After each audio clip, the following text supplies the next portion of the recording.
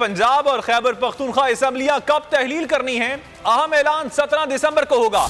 इमरान खान ने बता दिया, कहा पीटीआई के अरकान असम्बली कौमी असम्बली जाकर स्पीकर को भी इस्तीफा मंजूर करने का कहेंगे।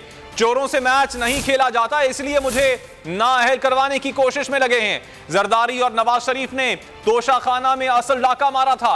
इमरान खान ने कहा सिर्फ तहरीक इंसाफ की फंडिंग शफाफ है। सुप्रीम कोर्ट ने तमाम पार्टीज की फंडिंग के केसेस सुनने का कहा था, लेकिन इलेक्शन कमीशन ने सिर्फ पीटीआई को कटहरे में खड़ा किया। अपनी सारी मुशावरत कंप्लीट कर ली है।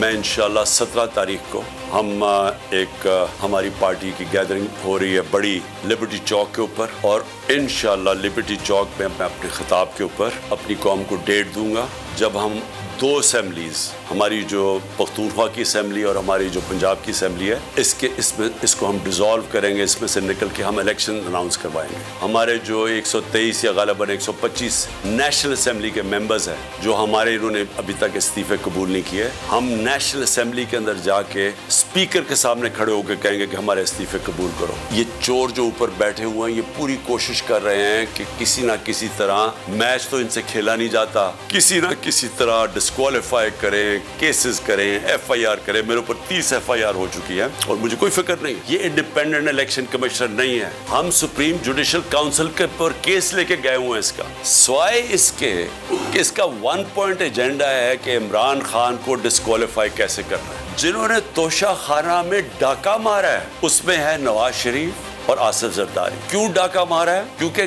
गाड़ी तोशा खाना से निकालना गैर कानूनी है। 3 महंगी गाड़ियां आसिफ जरदारी ने तोशा खाना से निकाली हैं और एक नवाज शरीफ ने निकाली। तोशा खाना का केस इसने पकड़ा हुआ है। जिस वक्त भी ये केस अदालत में जाएगा, इसके हाथ से निकलेगा। मैं आज राइटिंग में इस कौम को देता हूं, हर चीज इखलाकी तौर पे और कानूनी तौर पे इसमें जायज मैंने की है। और दूसरा, फॉरेन फंडिंग केस, जिस वक्त भी इसके ऊपर तहकीकात होंगी, ये वाजे हो जाएगा कि तहरीक इंसाफ वाहिद पार्टी है जिसने सही माने में पॉलिटिकल फंड रेजिंग की। सुप्रीम कोर्ट ने भी 2018 में कहा हुआ इसको, इलेक्शन कमीशन को, फिर से हाई कोर्ट में भी कहा हुआ है कि जो फंडिंग केस है, तीनों पार्टीज, पीपल्स पार्टी, पीएमएलएन और तहरीक इंसाफ की इकट्ठी सुनी जाए। 4 साल हो गए हैं तहरीक इंसाफ को कटहरे पे खड़ा किया हुआ है और इन 2 पार्टीज के केसेस नहीं सुनता। जो सिंध का इलेक्शन कमिश्नर है, ये सिंध गवर्नमेंट का मुलाजिम है। अगर आपको ये वीडियो पसंद आई तो हमारे चैनल को सब्सक्राइब करें और बेल आइकन पर क्लिक करें।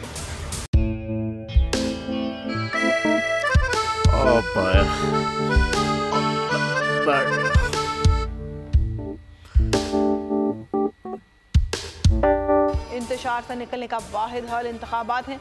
हकीकी आज़ादी मार्च आज रवा। खबर आयत के मुताबिक अगर आप उसको ये रिपोर्ट दे दें तो मैं आपको 3-4 सीटें दे दूंगा। मौलाना हाँ साहब, वो जो रिपोर्ट हमें दे दे और वो जो नीली पीली चैनल है वो लगाए। जाओ शबाज। हम ऐसा टीवी देखते ही नहीं जिसका रिमोट हमारे हाथ में ना हो।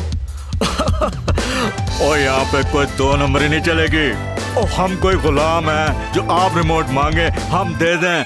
Absolutely not. यहाँ पे सिर्फ पाकिस्तान का नंबर 1 चैनल चलेगा, बोल, जो हकीकी सहाफत की जंग लड़ा है। पाकिस्तान के लिए कोई और नहीं, सिर्फ बोल खड़ा है। आप सब भी बोल देखें।